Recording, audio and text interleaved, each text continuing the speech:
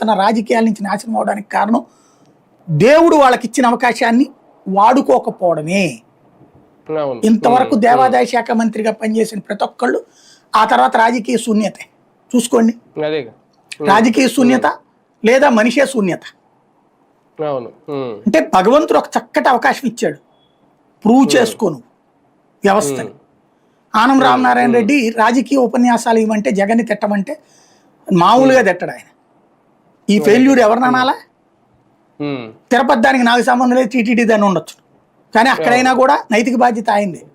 ఇది కూడా ఈయన రాలేదు కదా, మేము మంత్రులను పంపించామని చెప్పాడు ఈయన, అంతే, ఈయన బయటికి రాలా. అదే మరి ఏంటి, ఏం జెన్యూనిటీ ఉంది అసలు? ముందు చూడాల్సింది ఎవరు? సింహాచలం అప్పన్న ఉత్సవం చూడటం కంటే ఈయనకి పెద్ద పనులు ఏమైనా ఉన్నాయా? అంతర్జాతీయ పనులు. శాఖ మంత్రి అంటే ముందు చేయాల్సింది అదే కదా. ఈ ఎట్లా ఉంటదంటే పనుల్లో మంత్రులు ఇన్వాల్వ్ అయినప్పుడు జరిగేటటువంటిది చెప్తా, సరిగ్గా పట్టించుకోకపోతే. పుష్కరాలు 2004 పుష్కరాలు, నేను ఇంతకుముందు కూడా చెప్పాను మీకు ఒకసారి. 2004 పుష్కరాలప్పుడు రాజశేఖర రెడ్డి సీఎంగా ఉన్నాడు, నేను TV9లో ఉన్నాను. నాకు 92 పుష్కరాల్లో పని చేసిన అనుభవం ఉంది, వాలంటీర్గా పనిచేసిన అనుభవం. ఒక సోషల్ సర్వీస్ ఏజెన్సీకి ఇన్ఛార్జిగా చేయడం, దానివల్ల అప్పుడు అవార్డు కూడా వచ్చింది.